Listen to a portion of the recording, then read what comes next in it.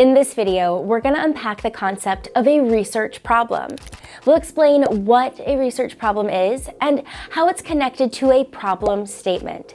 We'll also explore where research problems come from so that you can develop a suitable research problem for your research project.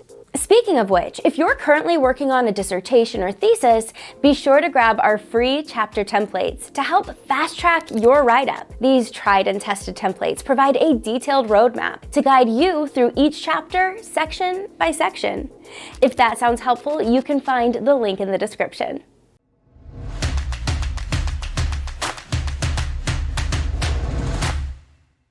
If you're new to academic research, you're bound to encounter the concept of a research problem fairly early in your learning journey.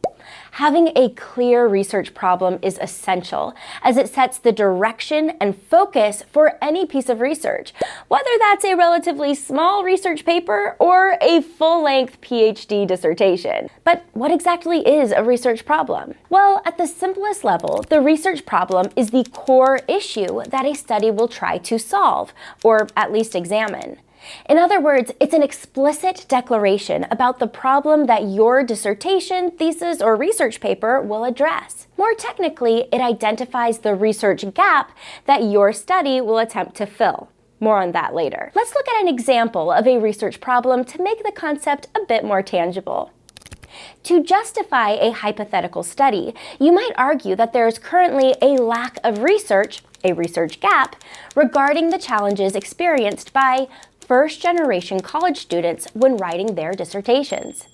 As a result, these students struggle to successfully complete their dissertations, leading to above-average dropout rates. Therefore, your study will aim to address this lack of research by investigating the challenges faced by students. As you can see, this research problem clearly outlines the key issue, the consequences thereof, and what you will do in response to this. It's worth noting that a research problem can be theoretical in nature, focusing on a research area that's lacking in some way. Alternatively, a research problem can be more applied in nature, focused on finding a practical solution to a pressing problem within an organization or industry. In other words, theoretical research problems are motivated by the desire to grow the overall body of knowledge, while applied research problems are motivated by the need to find practical solutions to current real-world problems, like the one in the earlier example. It's important to understand that the research problem acts as the driving force behind any study, as it directly shapes the research aims, objectives, and research questions, as well as the research approach. So it's essential that you develop a clearly articulated research problem before you start your proposal. A vague research problem will lead to unfocused, potentially conflicting research aims, objectives, and research questions. By the way, if you're unclear about the difference between research aims, objectives, and questions, we've got a video covering that too. Link in the description. Now that we've defined the research problem, it's time to unpack the related concept of the problem statement. As the name suggests, a problem statement is an explicit statement that clearly and concisely articulates the specific research problem your study will address. While your research problem can span over multiple paragraphs, your problem statement should be brief, generally no longer than one paragraph.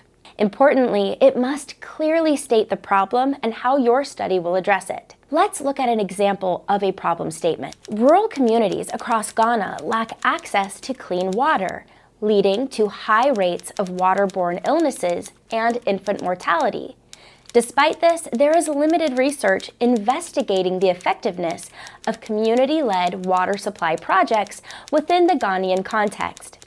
Therefore, this study aims to investigate the effectiveness of such projects in reducing rates of waterborne illnesses in these communities.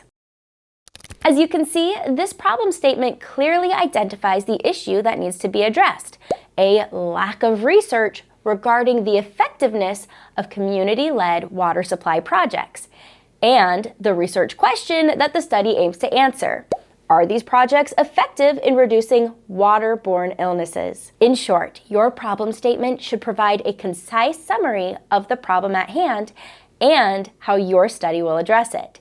Keep it brief but clear.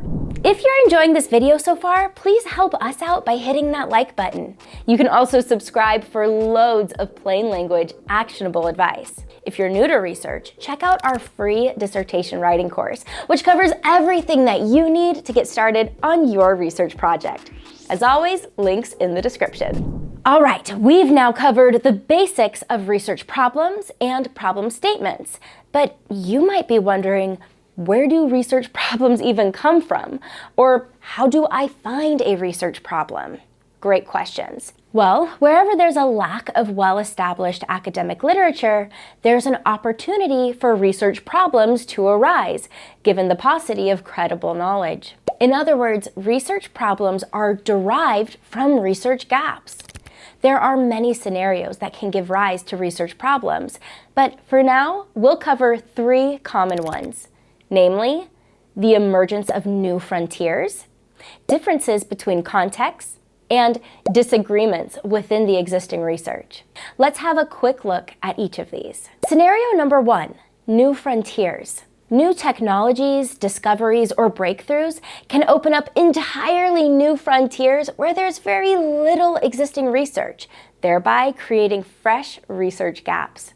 For example, as generative AI technology suddenly became accessible to the general public, the full implications and knock-on effects of this were largely unknown.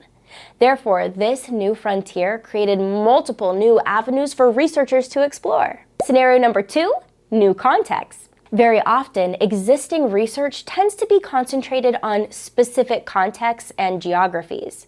For example, a large proportion of psychology studies rely on participants recruited from so-called weird groups. Quite often, there's a lack of research within niche contexts in small countries, where results may differ for any number of reasons. A study that produces certain results within a Western context, for example, wouldn't necessarily find the same results in the Far East. If there's reason to believe that results may vary across these geographies, a potential research gap can emerge.